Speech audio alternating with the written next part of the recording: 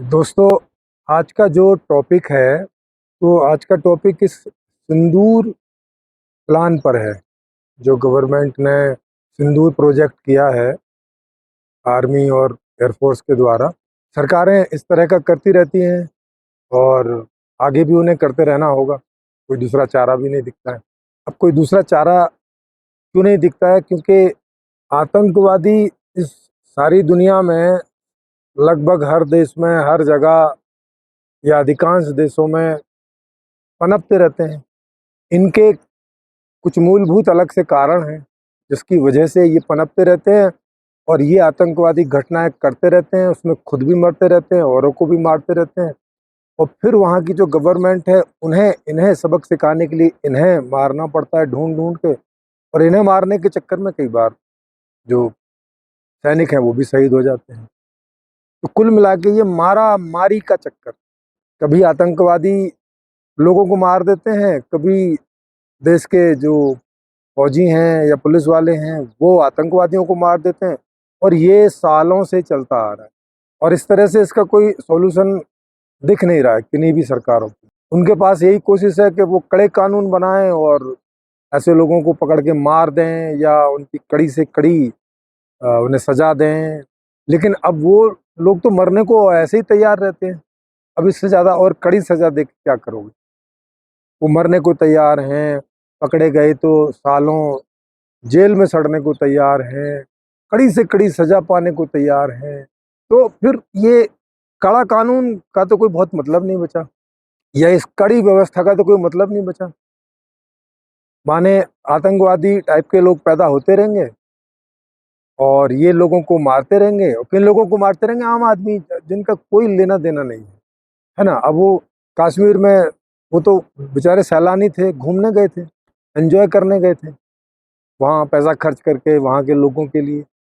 अब उनको क्या पता था कि यहाँ कोई उनका बंदूक लेके इंतजार कर रहा है और ऐसे करके मार देगा, पूछेगा तुम हिंदू हो कि मुसलमान हो? अच्छा हिंदू हैं तो उसने मार दिया। कितनी जगह तो मुसलमान भी मारे जाते हैं, क्योंकि अब हर आदमी से थोड़ी पूछते फिरेंगे। तो ये एक ऐसी समस्या है जिस समस्या का हल अभी दुनिया में किसी देश के पास इससे ज़्यादा नहीं है कि वो और कड़े कानून बनाते और कड़ी इनके खिलाफ कार्रवाई करे, जैसे अभी भारत की सरकार ने की है, या जगह जगह दूसरी जगह सरकारें कर रही हैं। जैसे इजराइल की कर रही है, वहाँ का जो हमास वगैरह है उनके खिलाफ। और ऐसे ही घटनाएं चल रही हैं, अफगानिस्तान में है, तुर्की में है, तो कहते हैं ईरान इन सबको फंडिंग करता है, वहाँ है। तो आज के इस वीडियो में हम लोग इसका ऐसा कोई कारण जानने का प्रयास करेंगे जिसका कोई निवारण किया जा सके भविष्य में। नहीं तो आम आदमी लोग मरते रहेंगे, सरकारों के फौजी मरते रहेंगे और ओबियसली आतंकवादी भी मरते रहेंगे। हैं तो वो भी आदमी, वो भी इन चीज़ों का शिकार ही होते हैं। तो पहले देखें कि ये आतंकवादी के पीछे की कहानी क्या है। तो हम देखेंगे कि वहाँ पे एक मोटा मोटा समझ में आता है कि बहुत सारी आइडियोलॉजीज हैं इस दुनिया में। उनमें से एक आइडियोलॉजी है मुस्लिम आइडियोलॉजी।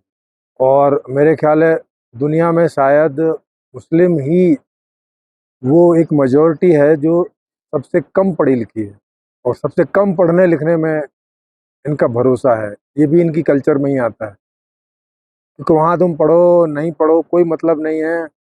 छोटी छोटी उम्र में ही इन्हें इस तरह के काम सिखा देते हैं और वो उन्हीं कामों को सारे जीवन करते रहते हैं। तो वहाँ पढ़ाई के नाम पे इनके पास खाली मदरसे की पढ़ाई होती है। और इससे भी आप देख सकते हैं कि मोमडन जितने भी कंट्री हैं वहाँ कोई विज्ञान की स्थिति अच्छी नहीं है ना। वहाँ उनके पास सब उधार का विज्ञान है।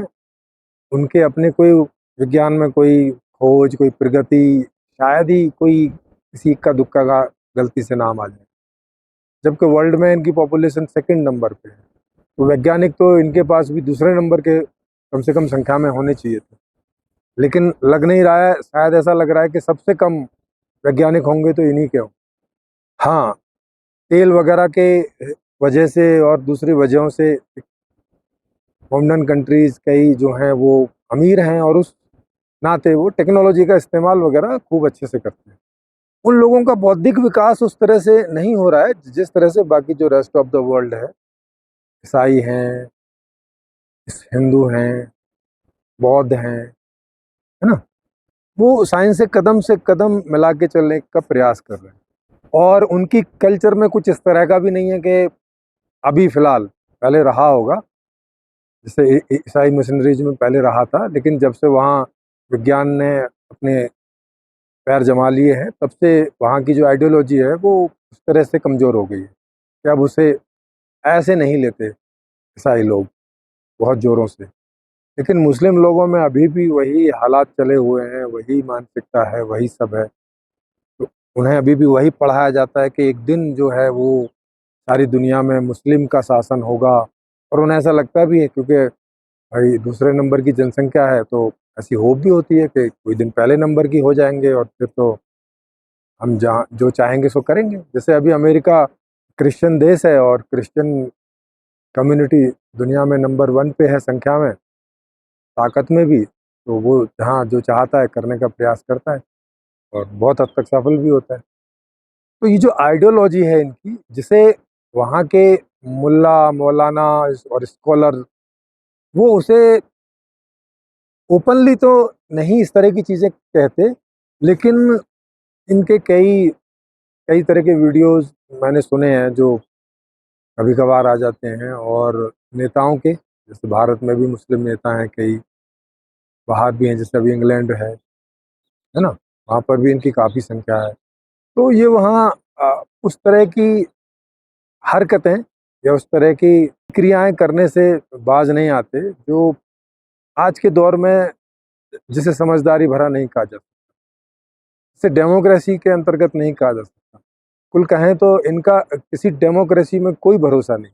ये कहीं डेमोक्रेटिक कंट्री में हैं भी, तो वहाँ पे ये डेमोक्रेसी में इनका कोई यकीन नहीं है, कोई भरोसा नहीं। और इसकी वजह क्या है? इसकी वजह एक तो इनका कम पढ़ा लिखा होना, अब उसमें तो कुछ किया नहीं जा सकता। दूसरा, इनकी जो आइडियोलॉजी है उस पर जब तक खुल के बात नहीं होगी, इन्हें आमने-सामने लाके चर्चा के लिए चर्चा करने पे इन्हें एक तरह से मजबूर नहीं किया जाएगा ओपनली। क्योंकि अभी भी मैं देखता हूँ कि कहीं ओपन फिलॉसफी की कोई डिस्कशन होता है, कोई डिबेट होती है, तो ये लोग बहुत कम आते हैं। और अभी न्यूज़ चैनल वगैरह पे ही सनसनी फैलाने के लिए थोड़े बहुत किन्हीं मुस्लिमों को बुला लेते हैं, और मतलब एक बड़े लेवल पे डिबेट नहीं हो रही है। जैसे भारत में बोलें तो इनका जो शाही इमाम है, उसको नहीं बुलाया जा रहा है। शाही इमाम को बुला के, और इस तरह के जितने भी इनकी आयतें हैं, जिनके गलत और सीधे और कई ऐसे अर्थ हो सकते हैं जो कि जनता को बरगलाने में जिनकी संभावना हो सकती है, वैसे 20, 50, 100 जितनी भी आयतें हैं, उनको खोज के, उनकी एक लिस्ट बना के, और अब ये सरकार के तल से ही हो सकता है, बाकी के किसी के तल से तो ऐसी संभावना दिख नहीं रही, क्योंकि सरकार ही इस तरह की मजबूर कर सकती है। तो सरकार कर सकती है कि भई उनको आमंत्रित करे ओपनली, और उसका लाइव प्रसारण करे, और कई भाषाओं में करे, ट्रांसलेशन के द्वारा, और उनसे इनके सीधे-सीधे अर्थ पूछे, और वो भविष्य के लिए रिकॉर्ड भी रहें, और फिर उन्हें यूट्यूब और वगैरह पे सब जारी किया जाए। क्योंकि इतना मैं समझता हूँ कि कोई भी शाही इमाम किसी देश की सरकार के इन्विटेशन पर आके और उन आयतों को के अर्थ ऊल-जलूल तो नहीं करेगा। या तो उनके जो अर्थ हैं वो अर्थ करेगा, और अगर वो अर्थ गलत पाए जाते हैं, तो फिर ये सवाल उसी इमाम से उठेगा कि फिर अब कैसे किया जाए? मतलब ये आयतें रहेंगी तब तो आतंकवादी पैदा होते रहेंगे, अब क्या किया जाए इनका? तो फिर इमाम ही, शाही इमाम ही कोई न कोई मशवरा वहाँ पे देंगे कि भई, या लोगों को बोलेंगे कि भई इन-इन आयतों को अब आज के संदर्भ में इन अर्थों में लें, है ना? या ये आज नहीं चलेगी, ऐसा वो, अब ये उसी के ऊपर डाला जाए, इमाम के ऊपर ही, जो शाही इमाम है। और ऐसे ही विश्व में, जैसे अमेरिका है, तो अब अमेरिका की इतनी ताकत है कि वो विश्व में जो इनका सबसे बड़ा इमाम होगा मुस्लिमों का, उन्हें इनवाइट कर सकते हैं इसी तरह से। जैसे मैंने बोला, हर देश अपने यहाँ के शाही इमाम को इनवाइट कर सकता है, और उनसे इस बारे में गुफ्तगू या इस बारे में चर्चा करके और इस तरह का रास्ता निकल सकता है। वर्ल्ड लेवल पे अमेरिका, रसिया, फ्रांस, यूके से जो बड़े ताकतवर देश हैं, उनमें से कोई भी जो मुस्लिमों का सबसे बड़ा कोई इमाम होगा, और अगर एक से अधिक हैं, क्योंकि इनके यहाँ भी कई फिरके हैं, तो उन सब को एक एक करके या एक साथ इनवाइट करें। और चूंकि ये इनवाइट करेंगे तो मुझे नहीं लगता कि वो मना कर सकेंगे, क्योंकि उनके मना करने का मतलब ही होगा कि वो हार मान रहे हैं, तो इससे भी उनका संदेश गलत जाएगा और इससे भी सॉल्यूशन हो जाएगा। मुसलमानों को लगेगा कि हमारा धर्म इस काबिल नहीं है कि हम कहीं किसी ओपन प्लेटफॉर्म पे जाके अपने धर्म के बारे में चर्चा तक कर सकें, इस काबिल तक नहीं है, तो मना करने की संभावना बहुत कम है।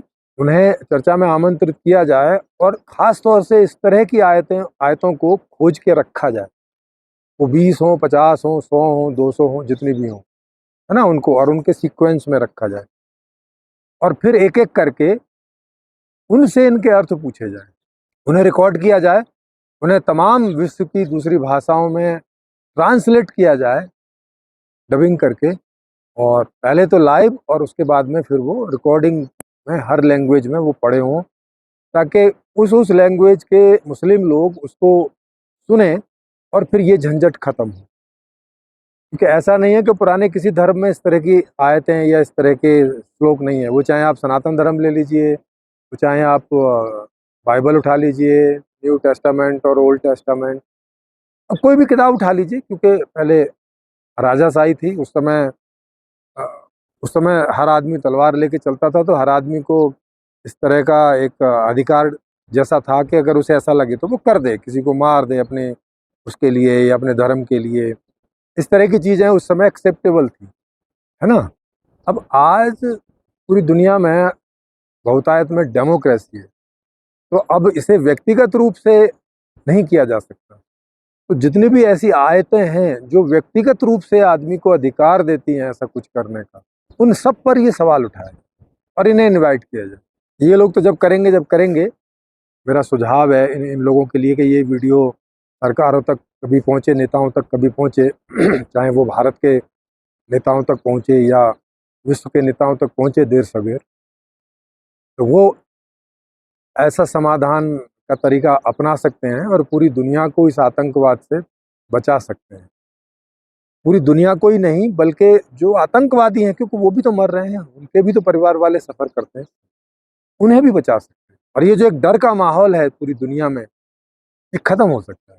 अभी आदमी, कोई दूसरे धर्म का आदमी, कहीं मुस्लिमों के कोई ऐसा इलाका है जहाँ पे उनकी संख्या ज़्यादा है और कभी ऐसी कोई घटना घटती है, तो जाने से बेचारा डरता है कि पता नहीं ये लोग क्या कर दें, तो भरोसा नहीं है इनका।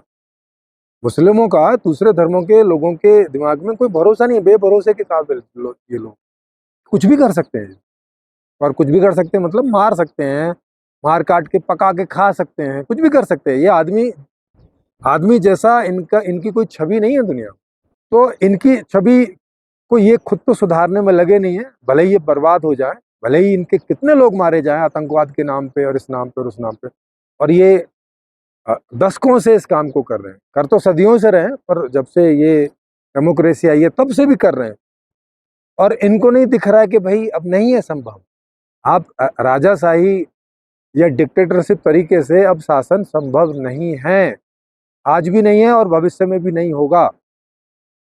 पर ये बात इन्हें तब समझ में आए जब कुछ पढ़े लिखे, पढ़ाई लिखाई इन लोगों की कोई खास है नहीं है, इस तरह की डिबेट डिस्कशन वहाँ होते नहीं है, तो वो डायरेक्शन ही नहीं है, तो कहाँ से इनको आइडिया है। तो एक तो बात है ये आइडियोलॉजी के लिए, जो इनकी कुरान है, जो इनकी पुस्तक है, उसमें बहुत सारे इस तरह की आयतें हैं कि जिनका अर्थ अगर वैसा नहीं भी है तो भी आतंकवादी संगठन उस तरह का अर्थ कर करके लोगों को बताते हैं। क्यों बताते हैं? क्योंकि इनके यहाँ जो शाही इमाम वगैरह वगैरह हैं, उन्होंने उनके कोई सही अर्थ करके और प्रचलित नहीं कर रखे कि वो घर घर पहुंच जाए, ताकि अगर कोई आतंकवादी संगठन अपने चक्कर में किन्हीं मुस्लिम लड़कों को बरग लाए, तो वो उसको बोल दें कि भैया शाही इमाम तो ऐसा अर्थ बता रहा है, तुम कैसे खराब अर्थ बता रहे हो। एक तो हो गया समीकरण ये कि आइडियोलॉजिकल लेवल पे, क्योंकि आइडियोलॉजी का बहुत बड़ा हाथ होता है किसी भी कम्युनिटी को एक डायरेक्शन देने में। एक तो ये हो गया। दूसरा ये हो गया कि इसका एक बड़ा कारण है, और वो आइडियोलॉजी से कम नहीं है, वो है आर्थिक कारण। क्योंकि जितने भी आतंकवादी संगठन होते हैं वो जनरली तो पैसे के लिए ये सारे काम करते हैं। तो नाम जरूर धर्म धर्म का लेते हैं, जैसे आप मुल्ला मौलवी पादरी कहीं भी चले जाएं, वो ईश्वर का नाम लेंगे, धर्म का नाम लेंगे, पर अल्टीमेटली वो अपने एंजॉय के लिए करते हैं कि इस चक्कर में दान आता है और वो उससे उनका परिवार और एंजॉय चलता है। क्योंकि बेरोजगारी की हालत खराब है दुनिया में, है ना। बेरोजगारी इतनी ज़्यादा है कि आदमी कैसे अपना घर चलाए। तो अब अगर किसी को धर्म के पृष्ठभूमि में, धर्म के चक्कर में उसका घर चलता है, तो वो ऐसी ऐसी चीज़ों को समाज में प्रसारित करता है जिससे कि लोगों में अंधविश्वास बढ़े। क्योंकि अंधविश्वास बढ़ने से ही डोनेशन आएगा। जितना अंधविश्वास कम होता जाएगा उतना डोनेशन जो है वो मुश्किल हो जाता है ना। फिर आदमी उस बात के लिए खर्च नहीं करता। आदमी खर्च करता है कोई यहाँ तो भय हो और या तो कोई लोभ हो, ऐसा जैसे स्वर्ग और नरक का लोभ और भय होता है। और अगर ये अंधविश्वास दूर होता है तो स्वर्ग और नरक का भय तो रहेगा नहीं। जब रहेगा नहीं तो फिर वो काहे के लिए वहाँ पे डोनेट करेगा। तो इस चक्कर में वो ऐसी ऐसी आयतों को ही ज़्यादा बार बार प्रसारित करते हैं दुनिया में कि जिससे लोगों को भय खड़ा हो और स्वर्ग का हो। और चूंकि यहाँ तो ज़्यादातर लोगों की हालत ख़राब है, तो वो भी सोचते हैं कि चलो यहाँ तो सब बेकार है, ऐसे ही चल रहा है, तो चलो स्वर्ग में ही जगह बनाए, नर्क से ही बचे। तो वो मोटिवेट हो जाते हैं उस वक्त। तो आर्थिक स्थिति ठीक की जाए। अब आर्थिक स्थिति कैसे ठीक होगी, उसके लिए संपूर्ण समाधान एक नई व्यवस्था है जो मैं लोगों को प्रस्तावित कर रहा हूँ। और ये संपूर्ण समाधान जो नई व्यवस्था है ये बिना करेंसी वाली, इसमें कोई करेंसी नहीं है। और बिना करेंसी के ऐसा मत समझिएगा कि बार्टर सिस्टम है, इसमें बार्टर सिस्टम भी नहीं। मतलब वहाँ कुछ खरीदना बेचना अदला बदली कुछ है नहीं वहाँ पे ऐसा। फिर आप सोचोगे अच्छा ये कैसी अर्थव्यवस्था है। हाँ, ये एक अलग तरह की अर्थव्यवस्था है। इसे डिटेल में समझने के लिए तो आपको और दूसरे वीडियोज इसके लिए देखने पड़ेंगे मेरे, वो भी सब फ्री ही है इसी यूट्यूब चैनल पे। आप सर्च करके उन्हें देख सकते हैं। संपूर्ण समाधान वाली एक प्लेलिस्ट होगी, उसमें जाके वहाँ उससे संबंधित सारे वीडियो चर्चाएँ बहुत सारी वहाँ पे हैं, उन्हें आप समझेंगे। तो वो एक इस प्रकार की व्यवस्था है कि वहाँ पे हर व्यक्ति जन्म से ही लेके और जब तक भी उसका जीवन है वो टोटली सिस्टम के ऊपर डिपेंड है। अपने किसी माँ बाप पे डिपेंड नहीं है, किसी पति या पत्नी पर डिपेंड नहीं है, और कोई किन्हीं बच्चों पर डिपेंड नहीं। आर्थिक रूप से सबकी वहाँ आपस में परस्पर इंडिपेंडेंसी है। एक तरह से बोलें तो वो सब सिस्टम के ऊपर निर्भर है, बोले तो समाज पूरी तरह से आत्मनिर्भर है वहाँ। माने हर व्यक्ति को जब भी जो भी चाहिएगा वो सिस्टम से मांग करेगा और सिस्टम उसकी आपूर्ति करेगा और गारंटी से करेगा। अगर वो संसाधन और वो सब है, मौजूद है, ऐसी कोई हवाई मांग नहीं है कि मुझे हवा में महल चाहिए भाई साहब, अब ऐसा होता नहीं, तो वो नहीं। वास्तविक जो मांगे हैं, जिनके संसाधन मौजूद हैं दुनिया में और जिनका जो वो प्रोडक्ट और सर्विसेज बनाए जा सकते हैं, तो वो जो भी कोई मांग आएगी उस तरह से उसकी आपूर्ति होगी। आप बोलेंगे अच्छा कोई तो संसाधन कम भी होते हैं और मांग ज़्यादा हो सकती है। इस तरह की चीज़ों में एक लिमिटेशन लगाई जा सकती है कि भाई महीने में आप इससे ज़्यादा या सप्ताह में इससे ज़्यादा इसकी मांग नहीं कर सकते, एक कैप है। तो उसको आप ऐसे कंट्रोल कर सकते हैं। ये मैं आपको छोटे रूप में बता रहा हूँ ताकि थोड़ा सा एक आइडिया आ जाए, एक इंट्रोडक्शन के रूप में, ताकि आपको एक जिज्ञासा पैदा हो इसके लिए और आप जाके दूसरे वीडियो जो डिटेल में हैं उनको देखें, जिसको भी उस तरह की इच्छा है। तो एक वो समाधान है कि उससे क्या होगा कि सबकी बेरोजगारी खत्म हो जाएगी, सबकी आर्थिक समस्या खत्म हो जाएगी। अब कोई आर्थिक ग्रुप इस तरह से कोई बना नहीं सकेगा, जैसे आतंकवादी ग्रुप एक बना लिया। तो अब कोई भी ग्रुप बिना पैसे की चलता नहीं आज की दुनिया में। पैसा वो डोनेशन वगैरह वगैरह ऐसे करके ले लेते हैं और ऐसे चलाते रहते हैं, है ना। वहाँ तो संभव होगा नहीं क्योंकि अब वहाँ तो पैसा नहीं है। अब कोई गरीब भी नहीं है क्योंकि आप किसी गरीब को पैसा देके या कुछ करके मजबूर करके या कोई आइडियोलॉजी के रूप में करके आप उसको बोल सकते हो कि तू वहाँ जाके बम फोड़ दे, हम तुम्हारे परिवार को इतना पैसा दे देंगे, ये कर देंगे, वो कर देंगे वगैरह वगैरह, तुम्हें स्वर्ग मिल जाएगा, तुम्हें हुरें मिल जाएंगी, है ना। जब आदमी की ज़िंदगी यहाँ बढ़िया होती है, चकाचक बीत रही होती है, तो वो स्वर्ग और नरक के चक्कर में यहाँ की ज़िंदगी खराब नहीं करता। यहाँ की खराब हो तो फिर वहाँ के चक्कर में पड़ सकता है। कंपैरिजन करता है ना आदमी के, यार इतनी बढ़िया ज़िंदगी चल रही है, इसे छोड़ के और एक ऐसी ज़िंदगी के बारे में जिसके बारे में मुझे श्योर नहीं है कि है कि नहीं। क्योंकि वो देखेगा ना मुल्ला को, मुल्ला मौलवी को, शाही इमाम को, वो देखेगा ना कि अगर स्वर्ग की इतनी बात है तो ये यहाँ क्या कर रहे हैं? इन्हें तो अब तक स्वर्ग में चला जाना चाहिए फटाक से। ये खुद क्यों नहीं जाके बम फोड़ते हैं? खुद क्यों नहीं जाके मैदान में जाके गोली चला के और अरेस्ट होते हैं या वहीं पर मरते हैं? ये गरीब लोगों को क्यों भेज देते हैं? ये सवाल उठने शुरू हो जाएंगे और किसी को अर्थ के नाम पे, माने पैसों के नाम पे बरगलाना बंद हो जाएगा, क्योंकि वहाँ पे कोई पैसा नहीं है। कोई गरीब है इसलिए उसको बरगलाना, उसको जो है स्वर्ग का लोभ देना, वो कोई खास काम नहीं करेगा। तो ये दो उपाय मैंने बताए, एक आइडियोलॉजी को सॉल्व करने वाला इन्हीं के लोगों से कराएं, क्योंकि कोई दूसरा कुछ भी बोलेगा तो इनके लोग सुनेंगे थोड़ी ना। अगर शाही इमाम ही कुछ बोलेगा तो फिर उसे ये भी सुनेंगे, और फिर शाही इमाम वहाँ से ये भी डिक्लेयर जारी कर सकता है कि किसी भी देश के शासकों को ये अधिकार है कि अगर उनके यहाँ कोई भी वहाँ का लोकल इमाम, मौलवी या कोई भी इन आयतों का इसके अलावा कोई और अर्थकर्ता पाया गया, कोई सबूत मिल गया, तो उनके खिलाफ सरकार इजीली कार्रवाई कर सकेगी उस सबूत के बिना, है ना। एक इस तरह का सिस्टम एक वो हो गया। और एक आर्थिक वाला, आर्थिक तो मूल है, क्योंकि ये तो समस्या सबको ही है, कोई किसी भी धर्म के हो, तो आर्थिक तो सबसे ज़्यादा मूल है। और पूरी दुनिया में सारे देश सब एक हो जाएं तो ये झंझट भी खत्म हो जाए, क्योंकि अब कहाँ राज करोगे। जैसे अभी 200 से भी ज़्यादा देश हो रखे हैं, तो अगर एक महागणतंत्र बन जाए, एक विश्व सरकार बन जाए, जैसी जैसे यहाँ एक केंद्र सरकार है और एक स्टेट की सरकार है, वैसी एक विश्व सरकार और बन जाए, और आर्मी जो है वो देशों की सरकार के पास नहीं बल्कि विश्व सरकार के पास रहे, तो ये जो देशों के बीच युद्ध होते हैं ये तो ऐसे ही खत्म हो जाएंगे। तो बाकी जो भी सारे मसले हैं वो विश्व की अदालत में जज और इत्यादि के आधार से वहाँ पर सुलझाए जा सकते हैं। जैसे यहाँ स्टेट और केंद्र के बीच में कोई मसले होते हैं तो वो सुप्रीम कोर्ट सुलझाता है, वैसे ही एक वर्ल्ड कोर्ट उन चीज़ों को सुलझा सकता है, तो युद्ध भी खत्म हो जाएंगे। तो युद्ध के नाम पे जितनी सब मारा मारी और एक दूसरे कमज़ोर देशों को मजबूर करने की बात होती है वो भी खत्म हो जाएगी। जैसे अभी अमेरिका, क्योंकि भाई वर्ल्ड पावर है, तो वो बहुत सारे देशों को अपनी सेना और अपनी ताकत दिखा के उन्हें अपने साथ कोई ट्रेड करने के लिए मजबूर कर सकता है, उनको दबा सकता है, कुछ भी कर सकता है, जैसे करता ही है, अभी भी कर ही रहा है। तो ये सारी मजबूरियां खत्म हो जाएंगी।